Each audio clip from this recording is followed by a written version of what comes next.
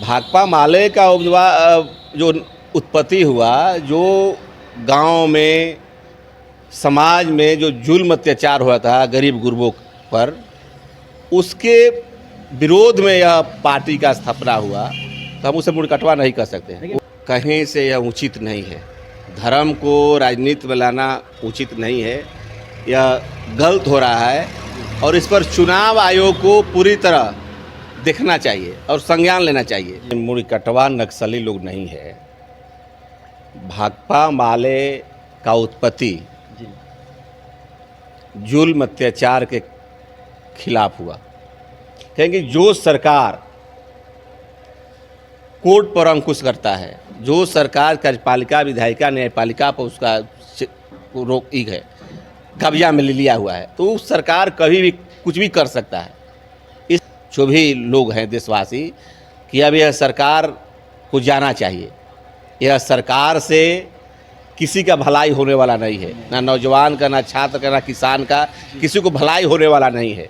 इसलिए पूरे देश का मन मिजाज बदला हुआ है और इस बार इनको जाना तय है।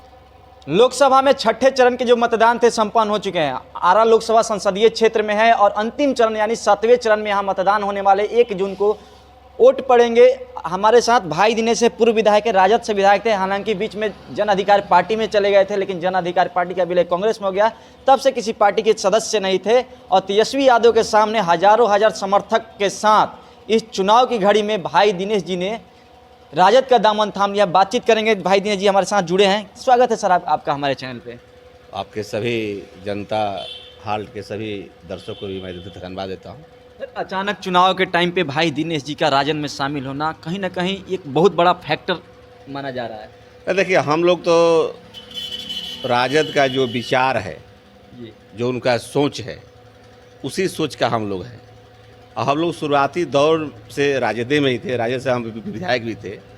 और लालू तेजस्वी के जो सिद्धांत विचार है, उनका सोच है, उसको भी हम लोग अपनाने का काम करते हैं। लालू यादव पर और तेजस्वी यादव पर जब भी संकट की घड़ी आया, मैं कहीं भी था, किसी भी पार्टी में था, लेकिन उनके हम संकट के समय उनके साथ हम खड़ा रहने का काम करते थे। तो हम उनके साथ पहले भी थे, आज भी हैं। अचानक कैसे मूड में आ गया कि चुनाव के टाइम ही हमको राजद में शामिल होना है? नहीं, राजद के जो जब हम लगातार लालू प्रसाद यादव जी के और तेजस्वी यादव जी के संपर्क में था, और तेजस्वी यादव ने बहुत पहले से ही कह रहे थे कि आप राजद का काम कीजिए, और अभी भी 1 माह पहले, 5 दिन, 8-10 दिन पहले भी कहे थे कि जाकर आप माले को जिताइए। और उन्हीं के निर्देश पर उन्होंने कहा था कि आप हमारा जब सभा होगा आप वहाँ पर आइएगा और काम में लग जाइए। तो उनके निर्देश पर हम आज लगातार 10 दिन से क्षेत्र में हूँ।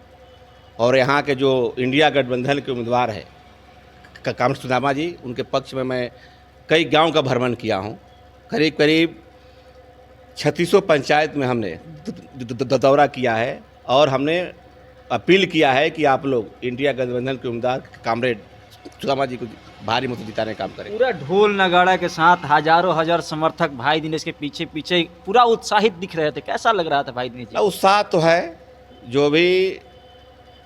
जो 10 बरस यहाँ पर जो गैप लगा जगदीशपुर विधानसभा में जी, और हमारे समय में जब हमें मिले था तो हमारे भी आचार विचार, रहन सहन, काम, यहाँ के आम मतदाता, चाहे वो किसी पार्टी को, राजद के हो चाहे किसी पार्टी को, सभी लोगों ने देखने का काम किया है कि हम लोग 5 बरस के अंदर, चाहे वो नहर का पानी का सवाल हो, बिजली का सवाल हो, यहाँ पर पुलिस जुल्म अत्याचार जब किसी पर करता था उसके पक्ष में हमने खड़ा होने का काम करते थे। कोई आम आदमी, कोई भी अगर चाहे बहुत बड़ा लीडर हो या आम आदमी हो या खास आदमी हो, गरीब हो, बच्चा हो, बूढ़ा हो, नौजवान हो, कि कोई भी अगर हमारे पास आता है, चाहे रात में हो या दिन में हो, कभी भी फ़ोन भी करता है, तो हम उसको फ़ोन को सुनने का काम करते थे और हम उनका जो भी समस्या है उनको समाधान करने का काम करते थे। इसलिए लोगों में आज के डेट में उत्साह है कि जब भाई दिनेश राजद में आ गए तो यहाँ के कार्यकर्ताओं को सम्मान मिलेगा, इनके पास जाने में हमको कोई दिक्कत नहीं होगा। जो मान सम्मान पहले मिलता था वो अब मिल जाएगा। पूरी तरह उन लोगों के मन में है। इसीलिए कल के सभा में आप देखें, कल की सभा में हजारों की संख्या में लोग उत्साहपूर्वक आने का काम किए थे और पूरी तरह से शामिल हुए। और कल भी जब जगदीशपुर में बिहार के भविष्य माननीय तेजस्वी यादव जी और देश का भविष्य राहुल गांधी जी जब जगदीशपुर में आ रहे हैं, तो कल भी जगदीशपुर की सभा में बहुत काफ़ी संख्या में लोग आने का काम करेंगे। आने का काम। चुनाव की बात कर लें तो भाजपा एक तरफ करिए 400 पर, क्या लगता है आपको, किस नज़र से देखते हैं इस बयान को? नहीं, अभी इस बार लोगों का मन मिजाज बदला है। लोगों ने इनको 10 बरस देख लिया। जो इन्होंने वादा किया था, एक बार वादा किए वो भी फेल, 2 बार वादा किए वो भी फेल, अब तीसरा बार इनके पास कोई मुद्दा नहीं है। राम मंदिर को लेकर वोट मांगे जा रहे हैं। राम ना, मंदिर राम मंदिर जो भी हिंदू है, जो मुसलमान है, जो भी सनातनी है, जो भी जिस धर्म का लोग, मजहब का लोग है, जिस स्वतंत्र है देश में। इस भारत देश हमारे हिंदू हो, मुस्लिम हो, सिख हो, ईसाई हो, धर्मनिरपेक्ष राष्ट्र है। इसमें किसी को अपना धर्म मानने का हक अधिकार है, सम्मान है। इसलिए धर्म के नाम पर, मंदिर मस्जिद के नाम पर तो वोट नहीं मांगना चाहिए और वोट भी नहीं मिलेगा। मैं धर्म को आस्था का सवाल है, ये मंदिर जो है आस्था का सवाल है। आस्था को राजनीति में लाना कहाँ तक सही है? कहीं से यह उचित नहीं है। धर्म को राजनीति में लाना उचित नहीं है, यह गलत हो रहा है और इस पर चुनाव आयोग को पूरी तरह देखना चाहिए और संज्ञान लेना चाहिए। बाकी लगता है कि चुनाव आयोग भी इस सरकार, वर्तमान की सरकार से, क्योंकि अगर कोई भी व्यक्ति, दूसरा व्यक्ति इस तरह का बात बोलता है तो सरकार उसी समय संज्ञान लेती है। लेकिन माननीय प्रधानमंत्री जी लगातार मंदिर मस्जिद हिंदू मुसलमान कर रहे हैं, लेकिन एक दिन भी उन पर चुनाव आयोग संज्ञान नहीं लिया। तो लगता है नीति क्यों है चुनाव आयोग का? पूरी दोहरा। अब ये सरकार पूरे तंत्र को कब्जा में किया हुआ। अभी आपने जो देखा कि चुनाव हुआ, वोटिंग हुआ, वहाँ से जानकारी हो गया कि 50% वोट हुआ जी। अभी आपने देखा है, सारा जगह दिखा रहा है, सुप्रीम कोर्ट में भी इसका संज्ञान लिया है कि भाई जब वोट प्रतिशत जब शाम को जानकारी हो गया, पूरे देश की जानकारी होगा, पुरजानिक अफसर बता दिया कि 50% इस बूथ पर हुआ है, 40% उस बूथ पर हुआ है, 60%, तो कैसे वोट प्रतिशत बढ़ गया? तो इस पर इंडिया गठबंधन के नेता भी लगे हुए हैं, सुप्रीम कोर्ट भी लगा हुआ है कि कहीं इसमें कोई गलत ना हो। आरा लोकसभा की बात करें, आप आरा के स्थानीय आए, इस लोकसभा के स्थानीय निवासी भी हैं, कहिए तो आपका वोट देने का अधिकार भी है इस लोकसभा में। तो बार बार भाजपा की तरफ से जो माले के प्रत्याशी हैं, मुड़ीकटवा शब्द का इस्तेमाल किया है, नक्सली कहा जा रहा है, तो आप लोग मुड़ीकटवा नक्सली का समर्थन क्यों कर रहे हैं? नहीं, मुड़ीकटवा नक्सली लोग नहीं है। भाकपा माले का उत्पत्ति जुल्म अत्याचार के खिलाफ हुआ, तो उसको हम मुड़ीकटवा, भोटकटवा चाहे नक्सली नहीं कह सकते। भाकपा माले का जो उत्पत्ति हुआ, जो गांव में, समाज में जो जुल्म अत्याचार हुआ था गरीब गुरबों पर, उसके विरोध में यह पार्टी का स्थापना हुआ, तो हम उसे मुड़ीकटवा नहीं कर सकते। उन्होंने की तरफ से बार बार यह आरोप लगाया जा रहा है, यह गलत है। यह अमित शाह भी आए थे आरा की सभा में, बोले कि नक्सली लोग हैं, ये लोग जीतेंगे तो यहाँ पर जनसंहार करवा देंगे। अब एक माननीय भारत का गृह मंत्री इस तरह का बात बोले तो माननीय गृह मंत्री तो स्वयं ही, जो उनका घोषणा पत्र था 2014 में, जब यह मोदी जी ने जो घोषणा पत्र जारी किया था कि जब हमारी सरकार बनेगी तो हम हर बरस 2 करोड़ नौजवानों को हम नौकरी देंगे जी। और उन्होंने, और जो विदेश कालाधन है उसको हम वापस लाकर पूरे देशवासियों को 15-15 लाख रुपया खाता में डालेंगे। तो गृह मंत्री ने तो स्वयं कह दिया कि यह जुमला है, यह झूठ है। एक गृह मंत्री अपने ही पार्टी के बात को, अपने ही बात को झूठा कह दे, जुमला कह दे, वैसा कोई विश्वसनीय नहीं है।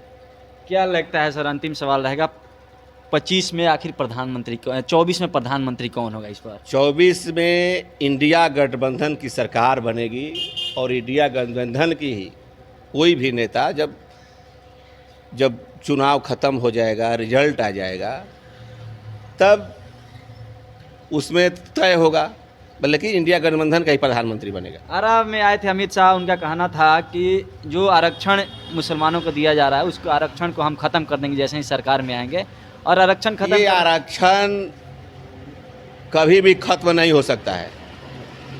आरक्षण जो है ये कभी भी खत्म नहीं होगा, सब लोग जानते हैं। झूठ ये मुद्दा बार बार बयान आते हैं, जो सलाहकार है, राजनीतिक सलाहकार हैं कहिए तो मोदी जी के, उनका कहना है कि उन्होंने भी ट्वीट किया था कि आरक्षण को खत्म कर, संविधान को खत्म कर देना चाहिए, आरक्षण को खत्म कर देना चाहिए।